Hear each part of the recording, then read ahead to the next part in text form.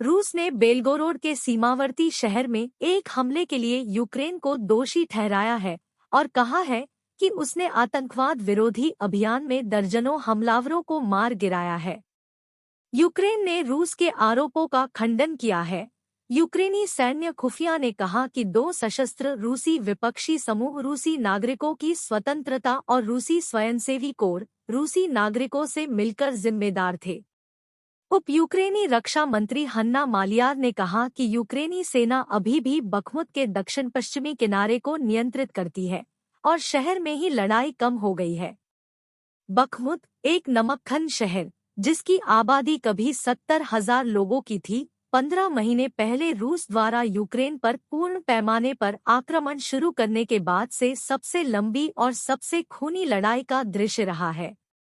क्षेत्र के गवर्नर ने कहा कि रूस के कुर्स्क क्षेत्र में यूक्रेन की सीमा से लगे 3 गांवों में मंगलवार को एक ड्रोन द्वारा बिजली सबस्टेशन पर विस्फोटक गिराए जाने के बाद बिजली गुल हो गई।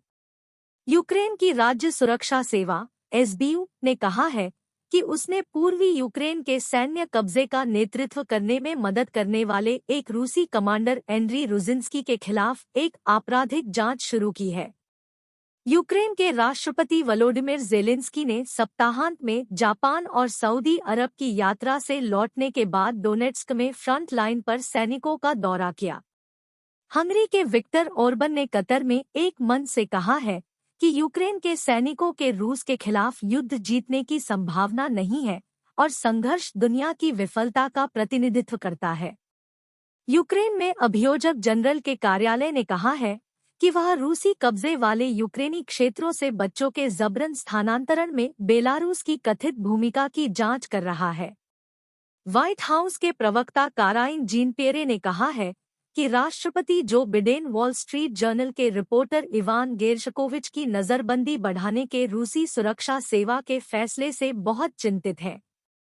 यूक्रेनी उपनवीकरण मंत्री यूरी वास्कोव ने रॉयटर्स समाचार एजेंसी को बताया कि पिवदेनी के यूक्रेनी बंदरगाह ने परिचालन रोक दिया है क्योंकि रूस जहाज़ों को इसमें प्रवेश करने की अनुमति नहीं दे रहा है, जिससे काला सागर सौदे के तहत अनाज निर्यात के सुरक्षित परिवहन का वादा प्रभावित हुआ है।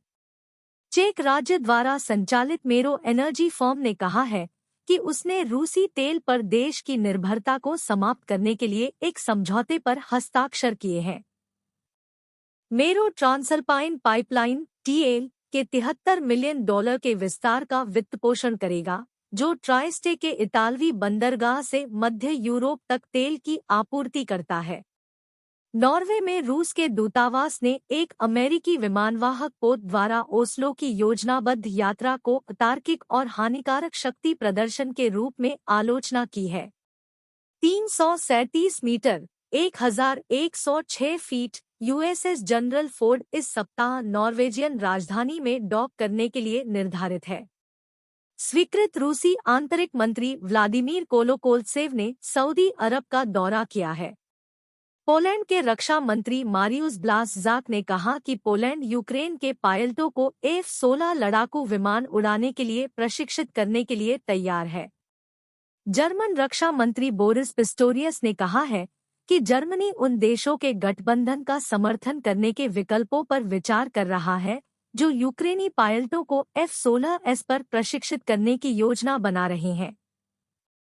यूरोपीय संघ के देशों ने मार्च में मंत्रियों द्वारा सहमत योजना के तहत यूक्रेन को 220,000 तोप के गोले और 1,300 मिसाइलें भेजी हैं, ब्लॉक के विदेश नीति प्रमुख ने कहा। रूस के पूर्व राष्ट्रपति दिमित्री मेदवेदेव ने यूक्रेन को और हथियार भेजने के खिलाफ पश्चिमी शक्तियों को चेतावनी देते हुए कहा है कि शिपमेंट से परमाणु सर्वनाश का खतरा बढ़ जाता है।